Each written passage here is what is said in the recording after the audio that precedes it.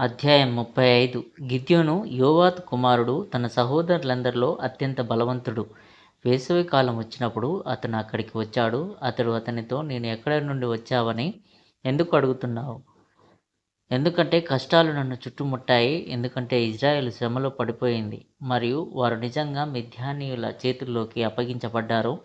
మరియు మన పితరులు మనకు చెప్పిన అద్భుతాలు ఎక్కడ ఉన్నాయి? ప్రభువు భూమిపై ఉన్న ప్రజలందరికంటే ఇజ్రాయెల్ను మాత్రమే ఎన్నుకున్నాడు. ఇదిగో ఇప్పుడు ఆయన మనలను అప్పగించాడు మరియు ఆయన మన పితరులకు చేసిన వాగ్దానాలను మర్చిపోయాడు.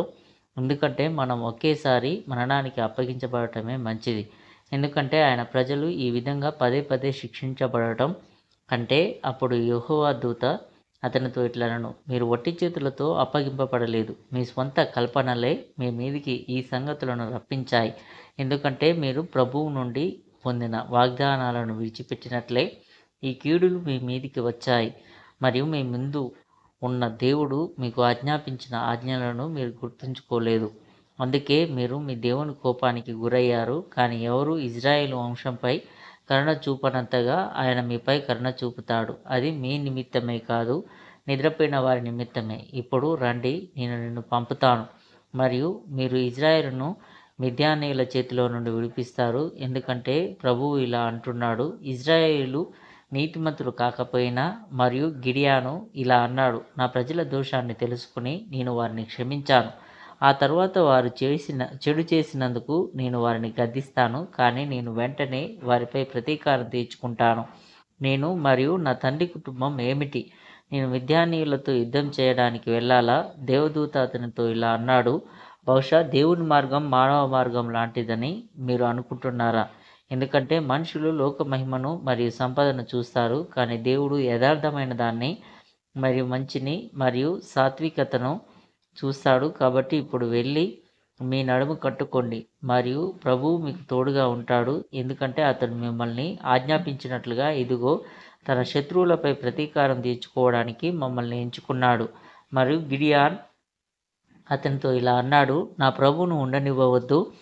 నేను ఒక మాట చెబితే నాకు కోపం వస్తుంది. ఇదిగో ప్రవక్తలందరిలో మొదటివాడైన మోషే ప్రభువును ఒక సూచన కోసం వేడుకున్నాడు. అది అతనికి ఇవ్వబడింది.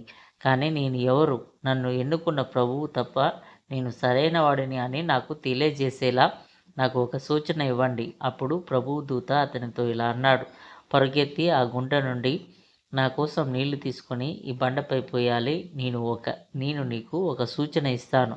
అతను వెళ్ళి తాను ఆజ్ఞాపించినట్లుగా దానిని తీసుకున్నాడు. దేవదూత అతనితో ఇలా అన్నాడు, నీవు ఆ నీటిని బండపై పోయడానికి ముందు ఏమి అడగాలో అడుగు. అది రక్తంగా లేదా నిప్పుగా మారాలని లేదా అస్సలు కనిపించకుండా ఉండాలని కోరుకుంటాను.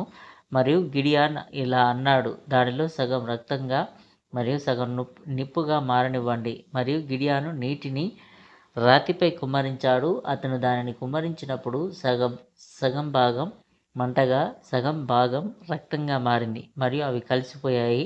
అంటే అగ్ని మరియు రక్తం అయినప్పటికీ రక్తం అగ్నిని ఆర్పలేదు, అగ్ని రక్తాన్ని తినలేదు. మరియు గిడియోను దానిని చూసినప్పుడు అతను ఇంకా అడిగాడు మరియు అతనికి ఇతర సూచనలు ఇవ్వబడ్డాయి. ఇవి న్యాయాధిపతుల గ్రంథంలో వ్రాయబడి ఉన్నాయి.